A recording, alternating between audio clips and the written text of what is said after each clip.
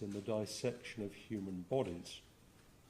That no doubt stood you in good stead when you cut off Deborah's head, although why you chose to do that remains a mystery.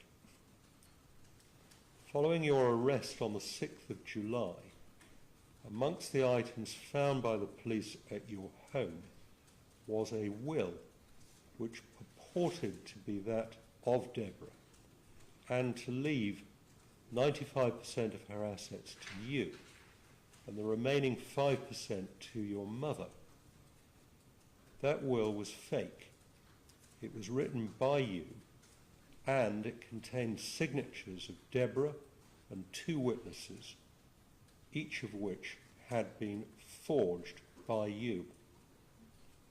One of the persons whose signatures you forged was that of a man by the name of Virgil Gale Gita, an erstwhile neighbour of yours who had died some months earlier.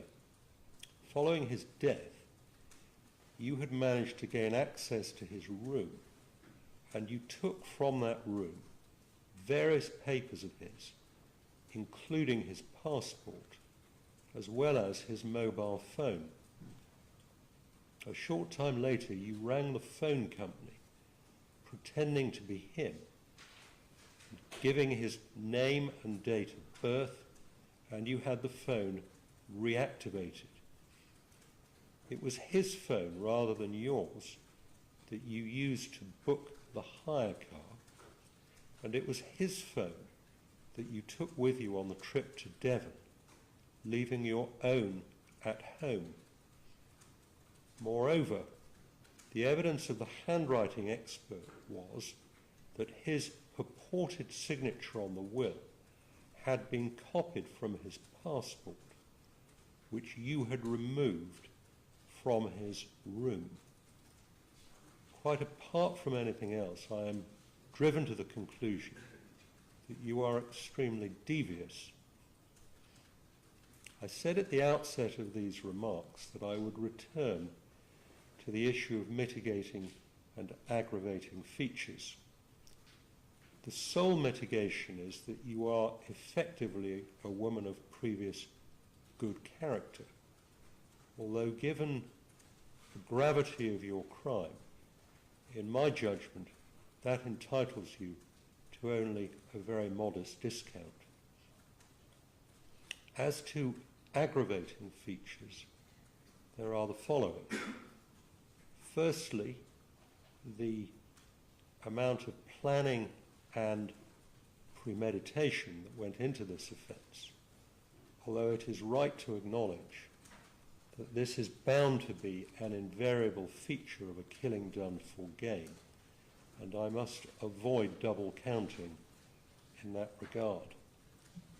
Secondly, there is the issue of Deborah's mental and physical vulnerability, to which I have already referred, and of which you were very well aware. Thirdly, there is the chilling aspect of what you did to and with her body after you had killed her. You have shown absolutely no remorse, and it appears that you are in complete denial as to what you did, notwithstanding what, in my judgment, amounted to overwhelming evidence against you.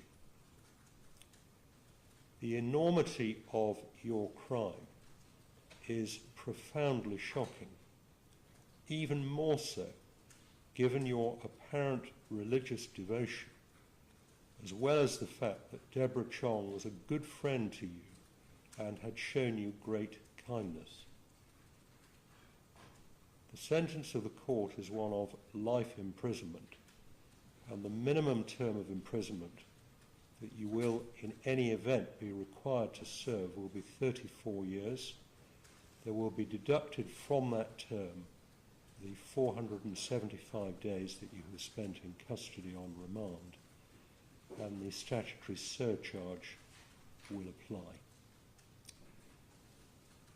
Would you please take the defendant downstairs?